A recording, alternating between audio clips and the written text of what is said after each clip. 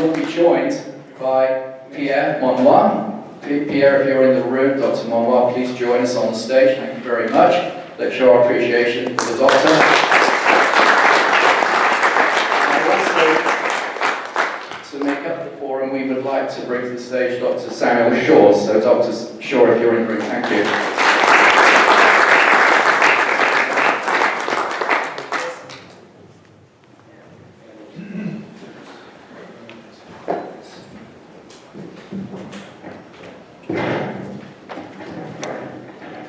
So what we would like to do with these three gentlemen, under the subject matter of best clinical practices, with patient expectations, phone calls through treatment, and strategies for patient access to HBOT, each of our three panelists is going to do a quick introduction for roughly 3 minutes on those subjects, or specific to one subject that is close to them.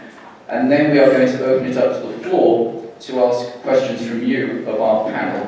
And you can direct your question to a particular member of the panel as your lead person, and then the other two might care to contribute as well. So that's the game plan. If I can perhaps ask Dr. Marois maybe to start proceedings with the microphone by way of a short introduction, Doctor. If you'd like to, yes, please, thank you. Hello again. So I just want to talk a bit about patient expectation. Yesterday I presented you a lot of data showing that hyperbaric oxygen therapy is very good. It's probably the best treatment for cerebral palsy. That's shown better results than any other kind of therapy and recognized therapy for children with cerebral palsy. And also I've told you that we got results in about 70% of the patients with gross motor function, and 80% of the patients had some improvement in cognition and everything. But there are still then 25 to 30% of the patients who don't have any change at all with that therapy. So for me it's very important when I talk to the parents and I propose hyperbaric oxygen therapy or recommend that treatment, for them to have good expectations, and they have realistic expectations. No, it's not very good therapy. You can improve, some children will improve very much, and it will change their lives and the lives of their families. But sometimes you won't have any changes. And you know, it's an investment in time. It's 8 weeks, 5 days a week, so it's a lot of time. It's time consuming, and it's an investment also in energy, investment in money, and investment in hope also. Some people will put everything, all their hopes in that treatment. So it's very, very important for me all the time to explain to them it's like buying tickets for the lottery, but with very important chances of winning something. So I will never recommend the treatment like this unless they understand very well the risks. There is no the risk of not gaining anything. So it's a very safe treatment, but if you put all your hopes in that treatment, you can lose a lot of things, and lose time, energy, and money. So, and so far with time, you know, I've seen probably 1,000 cerebral palsy children treated with HBOT, and I've never seen a parent that was deceived because just before we put on the table all the odds, they are trying something, they know they are trying something, and most of them are really grateful, at least to try it, and most grateful, 80% of them are grateful because they see changes that stay for all their lives. So, thank you, Dr. Shor. Thanks. I agree that I think the key feature is honesty, both with respect to positive outcomes as well as potential adverse impact. It is safe, but recognizing that barotrauma is the most likely potential, and that people are made aware of that, and I'm sure that's discussed. With respect to positive outcomes, indications for which we use it are so disparate, and it's important that we discuss that it's one of many different approaches, that very often there's not a lot of data for some of what we're doing, and that it's a shared discussion between the patient, the patient's family, and the clinicians in our clinic, so that we feel that there's an honest understanding in advance before they commit to the time and the energy. With respect to the phone calls and interface, it's crucial that these folks have the rapid access to our clinicians, whether they develop otalgia or sinus pain, or in our setting, a Hertz hybrid response. And we have capacity to receive phone calls, and we have secure email messaging, and you need to make sure that you're responsive to their needs there as well. Thank you. Thank you, Dr. Shor. Dr. Harch. Well, I had a whole lecture on this yesterday, so I'm not going to repeat all of this, but I think we're all saying the same thing. You know, good medical practice involves all of this that Dr. Shor and Dr. Marois are talking about. I usually schedule for new patients a 2-hour time block, and I have them bring in medical records. They send stuff ahead of time, but I try to go over everything. It's a long time. But in there, the very first question I ask them is, how'd you find out about this? And the answers are very interesting. But the second question is, why are you here? And that sounds kind of stupid. I mean, after you spend, sometimes they spend hours on the phone with Juliet, talking about every detail and so on. But it really focuses it from the start. What are your expectations? And I've had people, I expect you to get my son out of that wheelchair and running. And I've told them I can't do that. You need to go home and rethink this. Here's what we can do. And give them expectations based on what we know can happen. So his figure is the exact figure I quote for the CP parents. 75 to 80% of these children we will see something noticeable and substantial. The other 20% is going to be very subtle, maybe nothing. The patients with the big hemispheric stroke and the plegic arm, I just tell them, in Dr. Neubauer's experience and mine, we don't ever get back the function in that hand, especially if it is a big hemispheric stroke, because what is at the center of the dead area is the left hand function, or right hand, depending on the side. So we go over that, and then I have them make a problem list. What are the number 1 through however many you want to list problems that are causing the greatest problem for your son, daughter, you? And that goes to their expectations, and that's what you try to address. And then the rest of it is being available. It's all part of the whole good practices component and how you can deliver this. And I've got to say, fortunately, it's not plastic. You know, in all these 25 years of really treating some high-risk patients, we have not been sued. And we've had complications. I reported them. And the only reason I like to think is that we've spent a lot of time at it. Thank you for those opening remarks. Let's open this up to the floor for some questions to the panel. We have a hand at the back. If you can direct your question to one of them, and then the others will follow suit. Short question. Thank you. First of all, I'd like to thank all of you guys who have done a fantastic job of presenting your story and your data today. And I would like to take a point of comment on the patient expectation issue. I've been working with some of those, about 1 million veterans who have come home in this country with PTSD or TBI over the last few years. And I would like to make this comment about that. Most of them, by the time they get to the place where they have an opportunity to be treated with hyperbaric oxygen therapy for a TBI or PTSD, are in a desperate state. These folks have lost their lives. Many of them have lost their families. They've lost their caregivers. And if they haven't already taken their own life, they're probably pretty close to getting ready to do that. So this therapy has indeed provided them with hope when they were in a hopeless state. And I think it's really important, the last slide that Dr. Harch showed you, where he talked about our families, and these veterans are all folks who have done a great service to our country, and most of them are, many of them are heroes. If they come home wounded, I can tell you they're heroes. The fact that we are in a position in this room to be able to provide this medication to some of these folks is an extraordinary thing. And I would not want you, anybody in the room who's associated with providing this kind of treatment, to not have a complete and full understanding of the impact it has on the families. It is an extraordinary thing. I've worked with several of these families. I've made some videos of them. And I can tell you that it's an extraordinary thing that you're doing here. Thank you. Thank you. Do we have a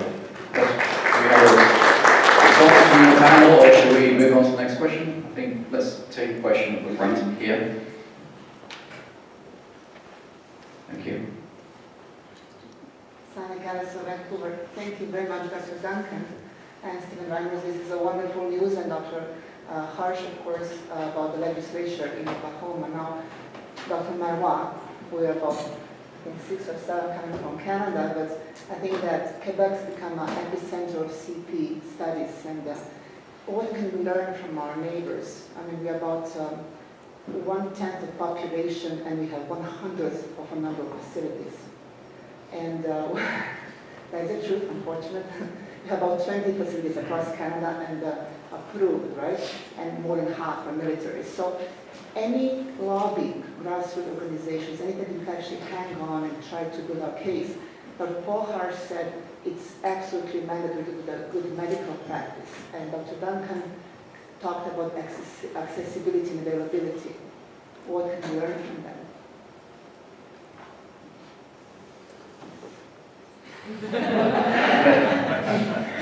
I think we can learn a lot, but how can we change things in Canada? It's not easy. You know, I've been fighting almost alone in Canada for the last 10 years. The only one who did some research on neurological condition. And even in my hospital, which is St. Justine Hospital, University Hospital, you know, I was fighting against almost everybody that thought that, you know, you cannot change the function of the brain. But things are changing. With the last research we did that was published recently, and where things are coming out from Israel, and hopefully I hope that things will come out a lot from the States for a neurological condition. Even the chief neurologist at St. Justine is willing to probably have a chamber at St. Justine, so I'm getting support. I think if there are more and more studies coming, you know, there are a lot of facilities in the States, but there are not so many studies coming out from the States in terms of neurological condition. There are some with TBI now, but for CP, for autism and things like that, there are not that many things published. So if we have the literature and we have the science behind us, I think things will change in Canada also. But a long way to go just to get to the level of the, you know, we have, I think, 10 chambers in the hospitals in Canada. That's why I said it was not a trick question. But it's true, we don't have accessible, we don't have available chambers, and we can all join together. But I was thinking more of what can we do hand in hand with our, you know, with our American friends and colleagues and partners, in a sense. What can we have some SPECT scan analysis of the CP that we can compare with? That's what I was thinking, like any kind of diagnostic tool that we can actually show more objective, that we have improvements. I mean, we have kids and we have veterans, right? We have two totally different groups, totally different marketing, right? What can we tie together? Well, I think you can do what we're trying to do here, and that is we got 2 organizations, and if we didn't list all of the accomplishments, but if you think of it, just a handful of people. We've got the first Medicare new approval in all these years, got a law passed in Oklahoma. We've done some of these TBI studies, got a congressional appropriation. There's really been a series of things that have been accomplished, and if you can get involved with us here, that's the title on the International Hyperbaric Medical Association. We wanted to have something inclusive of everybody, and it's going to happen on many fronts. Why have I spent all this time in the academic arena? Well, I should say, that's the second full-time job. Because look what happened to Dr. Newbauer. I saw the disparagement and destruction of that man's professional reputation because he didn't have an institution over his head. But you look at what happened internationally, he was feted everywhere. He was all of the country, China, Japan. If you went into his office, he had the artifact from every place in the world he had spoken. The international medical community embraced him. He was the one who was one of the officers in the World Federation of Neurology's research group on space and underwater neurology. This is at the top of the European neurology group, not here at home. And so, do I like the academic environment? No. It is just a dysfunctional place in many ways. But if I wasn't doing that, it's easy to say that what you're saying is worthless or has no merit. Okay, but that's not the answer. Changing doctors takes seemingly forever. You have to do this in public. You have to advocate, you have to get the families involved. That's why this organization had a broad membership. We're doing it in the press. You have to do it legislatively. Look what's happened now with these legislative groups. So it is advancing this in many, many ways on many fronts. And all it takes is your involvement. There's no magic. I have one question. Wait for the mic. Sorry, I apologize. I don't want to drag this one. But I had one idea that I put down. This has to be short because we have Okay. I have come up with certain terms said MOTBIK, M-O-T-B-I-K. You said mothers are powerful tools, right? You talked Yes. about the veterans, and we are mothers of children who are born with certain, birth events. So M-O-T-B-I-K, mothers of TBI, children, kids, right? So maybe that kind of grassroots organization moved them, started a wave and tsunami. So I hope for something like that. Thank you for that. Dr. Shor, do you have anything that you'd like to go? Okay, let's go to the next question. I think it was right here. I'm really interested in that DARPA study being so poorly cast. And it's a public document, some money. I spent some time in DOD. That's an embarrassment. So this is probably very naive, but what's the opportunity to get the raw data and recast? We're working on that. But the opportunity is there. It just has to come from the right source. And that could be a legislative group, it could be congressmen, it could be executive branch, it could be an investigative branch, it could be a group of academics. And I'm not at liberty to say what's going on, but there are people who are trying to move forward with an investigation of this. So the opportunity is what you create. You've got powerful friends. We didn't have video. We couldn't afford it after the conference. Well, we didn't think we'd be able to. We were in a little jeopardy even pulling this off. So those lectures that I gave are going to be on our website. So the painter here has recorded them. And so it'll be actually we're going to put it on a separate site. There'll be a place that people can go and look at every bit of that with the audio as well. So you can forward that to anybody and let them look at it. And if I'm wrong, if I made a mistake here, I want to know. But I've taken this to statisticians and said, hey, look at this. Can you believe this? And they said no. So if it's flawed, it's flawed, the analysis. But if I'm right on that, yeah, it needs to be investigated, and the more people who look into it, the better. Thank you. Anything else from the panel, or we're ready for the next question? Next question from the back. Yes, and regarding best clinical practices, I just want to remind the group of what excellent presentation Dr. Harch did yesterday on helping us understand how to redefine hyperbarics. If that isn't done, we're going to continue to wade in quicksand. It seems like a simple recipe, but it's complex. And we're lucky to have this leadership that every one of us need to pull as a team. But that is part of defining a clinical practice. And the only thing I'd add to it is a little expansion on informed consent. A question? So, yes. Yeah. Yes. How would you integrate the definition of hyperbarics in a clinical practice methodology so that the characteristics of that follow through to the informed consent? Thank you. Dr. Shor, would you like to answer that question, please? Well, it's a matter of looking at the language carefully and feeling comfortable with the essence of what Dr. Harch communicated, and then with any informed consent to have it as comprehensive, but in language that people will understand, and make sure that they do understand the comprehension of definition and the pros and cons of the procedure.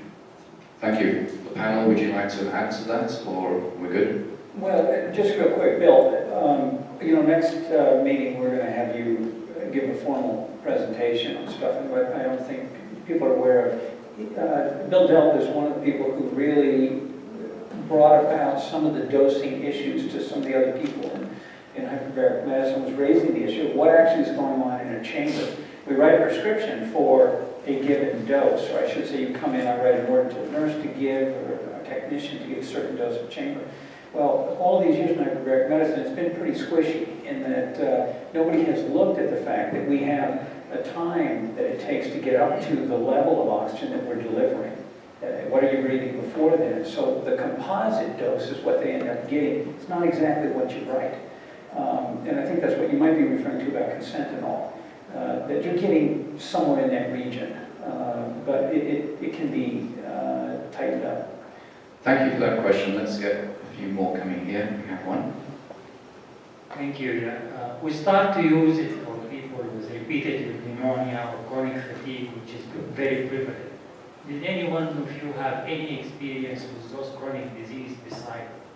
We talked about the brain injury, the cerebral palsy, and the Lyme disease, especially like the chronic lung disease. Thank you. Addressed to the whole.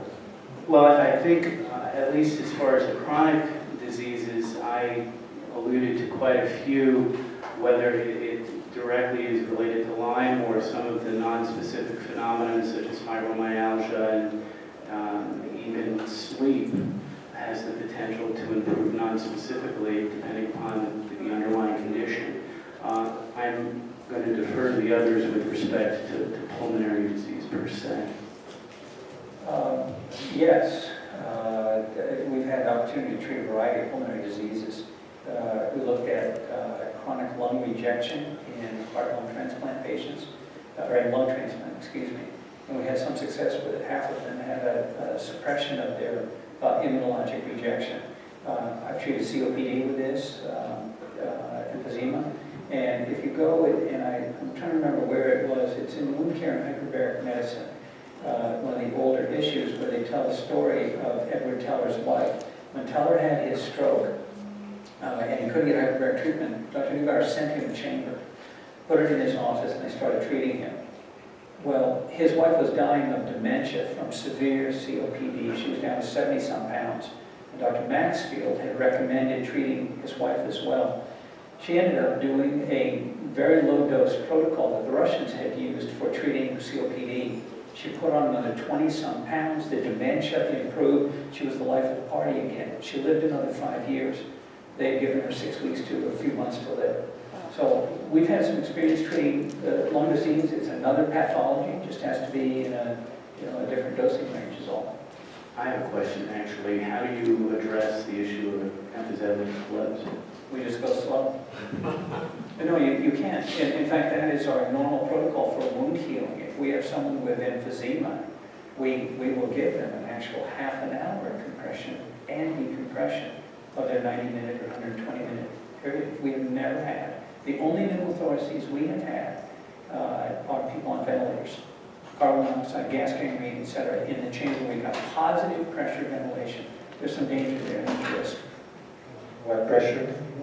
You mean for gas gangrene? I'm talking the higher pressure. Oh, it's low. It's down the 1.3 range. Yeah. Thank you. Dr. Marois, anything to add to this question, or we're good to move on? We have one here. Just a quick word about informed consent. I've done thousands, I can actually say that.